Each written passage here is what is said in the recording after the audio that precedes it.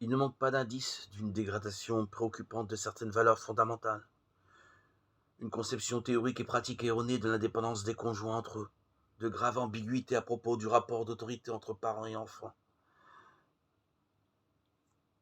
des difficultés concrètes à transmettre les valeurs, comme bien des familles l'expérimentent, le nombre croissant de divorces, la plaie de l'avortement, le cours sans cesse plus fréquent à la stérilisation, l'installation d'une mentalité vraiment et proprement contraceptive, une corruption du concept et de l'expérience de la liberté, celle-ci étant comprise non comme des capacités de réaliser la vérité du projet de Dieu sur le mariage et la famille, mais comme une force autonome d'affirmation de soi, assez souvent contre les autres, pour son bien-être égoïste. La société parle elle aussi à la famille, elle lui tient un langage qui au fur et à mesure des années s'écarte toujours davantage de la foi.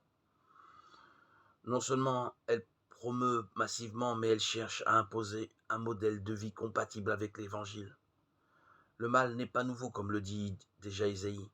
Malheureux, ceux qu'il appelle le mal bien et le bien mal, qui changent les ténèbres en lumière et la lumière en ténèbres, qui changent l'amertume en douceur et la douceur en amertume. Isaïe 5,20. Nous devons tous être,